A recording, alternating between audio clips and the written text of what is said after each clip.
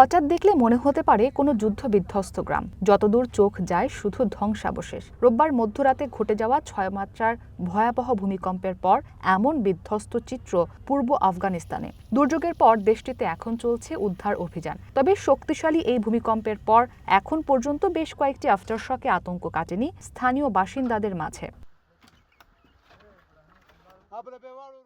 তবে জীবন তো আর থেমে থাকে না।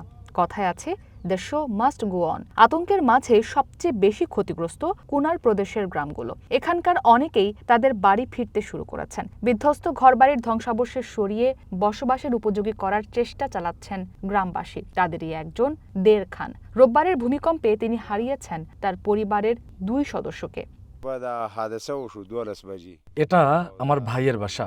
রোববারের ভূমিকম্পে আমার ভাইয়ের 2 ছেলে মারা গেছে। আমার ভাই গুরুতর আহত।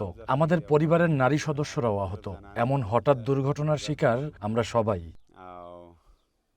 ভূমিকম্পে কুনার গ্রামের প্রায় সব ঘরবাড়ি বিধ্বস্ত হয়েছে। কোনো বাড়ির দেয়াল ফেটে গেছে, কোনো বাড়ির আবার ছাদ ভেঙে পড়েছে। নিরাপদ আশ্রয় হারিয়ে খোলা আকাশের নিচে দিন পার করছেন গ্রামটির বাসিন্দারা। ভূমিকম্পের সময় প্রাণে বাঁচতে গিয়ে বিশৃঙ্খলার মাঝে আহত হয়েছেন অনেকেই।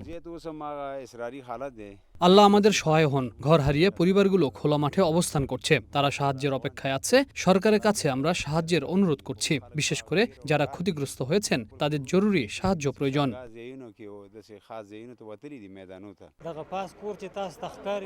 উপরের বাড়িটি আমার।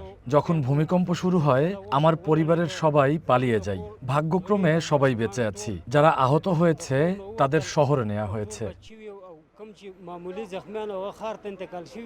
জাতিসংঘের মানবিক সহায়তা বিষয়ক সংস্থার তথ্যমতে ভূমিকম্পের ভয়াবহতায় এখন পর্যন্ত দেশটির নানগারহার, কুনার প্রদেশ সহ আশপাশের এলাকায় নিহতের সংখ্যা ১৪০০ ছাড়িয়েছে। আহত প্রায় ৩,০০০। পাহাড়ি ও দুর্গম এলাকা হওয়ায় উদ্ধার তৎপরতা ব্যাহত হচ্ছে। এছাড়া মোবাইল সংযোগ বিচ্ছিন্ন হয়ে পড়েছে বেশ কয়েকটি স্থানে। বিপর্যস্ত এলাকাগুলোর বাড়িঘর কাদামাটির হওয়ায় ক্ষয়ক্ষতির সংখ্যা বেশি বলে ধারণা করছেন উদ্ধারকর্মীরা।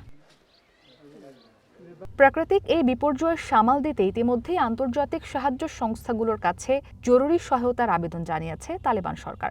দেশটির স্মরণকালের ভয়াবহ এই ভূমিকম্পে কমপক্ষে ১২,০০০ মানুষ ক্ষতিগ্রস্ত হয়েছে বলে ধারণা করছে জাতিসংঘের মানবিক সহায়তা বিষয়ক সংস্থা। ইসরাত মুক্তি, ওয়ান ইন্টারন্যাশনাল ডেস্ক।